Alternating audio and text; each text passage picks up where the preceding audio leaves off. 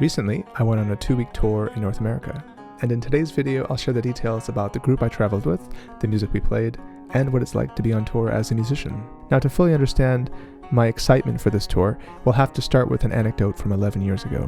I was in college and really falling in love with Baroque music, and I was looking for a nice recording of Bach's St. Matthew Passion. And while scrolling through YouTube, I found this recording by Hanna Blazikova singing the famous aria Blut Tenor du liebes Herz.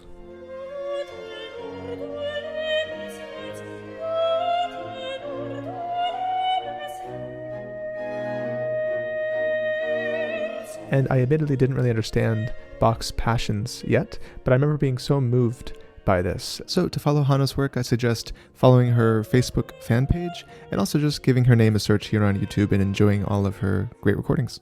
So fast forward to 6 months ago, I received an email from a famous cornetto player named Bruce Dickey. Not only is Bruce one of the world's leading cornetto players, he's also largely responsible for the rebirth of interest in the cornetto's playing technique and its repertoire. And you can imagine my surprise when I was asked to do a 2-week North American tour with none other than Hanna Blazikova. The tour was scheduled to go to Vancouver, Columbus, Ohio, Montreal, New York, and Washington, D.C. And the music for this tour was going to be from the CD On the Breath of Angels by Bruce, Hanna, and the Breathtaking Collective.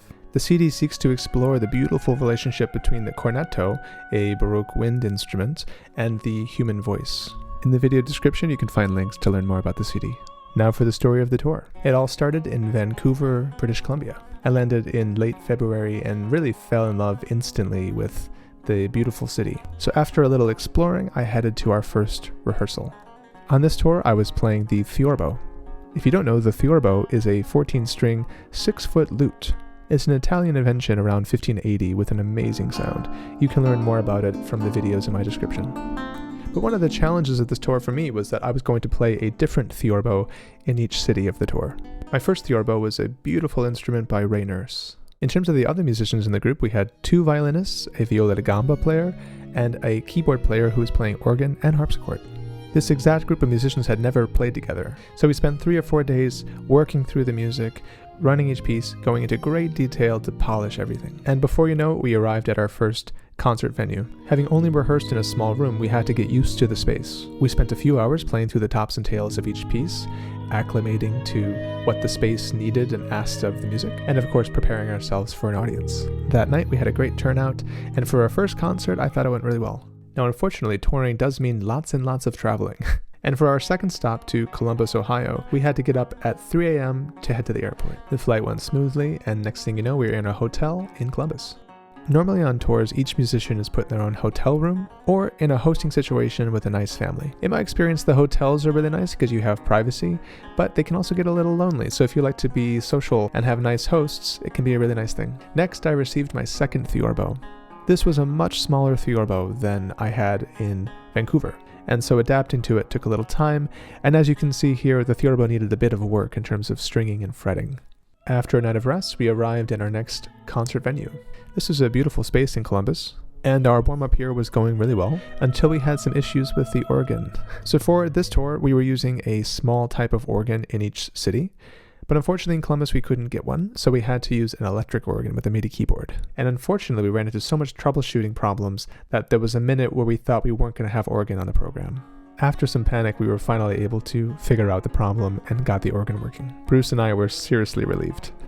Now, if that wasn't enough stress for the second concert, while walking into the venue with my newly borrowed theorbo, the case handle broke and the theorbo fell to the ground. Luckily, I felt that it was flimsy and I was holding it very low. The theorbo was just fine. You can imagine the heart attack I had. So with thinking I almost broke this borrowed theorbo and this organ problem, I was ready to start the show. This is about 30 minutes before the concert, and the audience really filled out before we started. We had a really good time playing, and my friend caught this photo of me at intermission struggling to tune my instrument. After a night celebrating our second concert, we were off to our third stop, Montreal. While flying, I was amazed to realize we were flying directly over Manhattan. In Montreal, we stayed in a really nice hotel called the Chateau Versailles. The musicians and I had a nice dinner at an Indian restaurant, and then I got to pick up the third theorbo of the tour. This is a Michael Lowe theorbo. This is back to now a big Italian instrument, and this one was strung all in gut.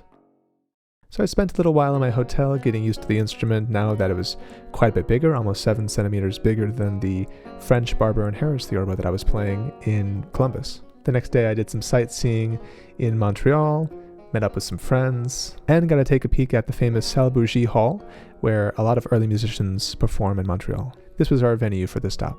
And as I was told by many colleagues, this space sounded fantastic. So once you're rolling on tour, the music is well rehearsed. The only thing that really changes is the venue.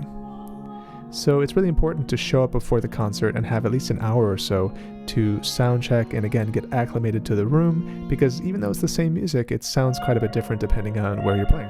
This was actually a quite versatile early music concert. It starts with music in 17th century Italy, goes to 18th century Italy, and then even arrives in the 19th century with a beautiful Eric Satie piece called Les Anges, the Angels. Bruce apparently had this idea to add the Satie piece to the program since the piece speaks about angels floating in the sky, plucking their lutes, and since the theme of the CD is really angels, it fit perfectly. Jacob Lindberg, the famous theorbo player, arranged the piece and performs it on the CD with Hannah. This is Hannah and I warming up with this piece. You'll hear a nicer recording at the end.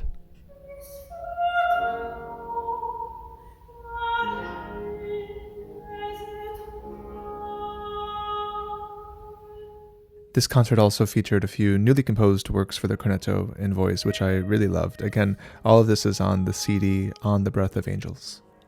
The concert was really fun. I think it was the best one yet of the tour. And again, after a night of celebrating, we were off to our last stop because New York was unfortunately canceled. Our last stop was Washington, D.C. So after a quick flight, we ended up at the Westchester Estates. This was similar to a hotel, although each of us basically got our own apartment. So I was in a suite with several rooms, actually. Being that New York was canceled, I had the next 2 days off to explore Washington, D.C.'s famous museums. The Smithsonian museums there are free, and they're really good quality. So I headed first to the Nature Museum. Next, I went to the American History Museum, and of course had to get the selfie on the way with the monument. In the American History Museum, there was this really cool music exhibit. And in that exhibit, they showcased some of the first recording technology.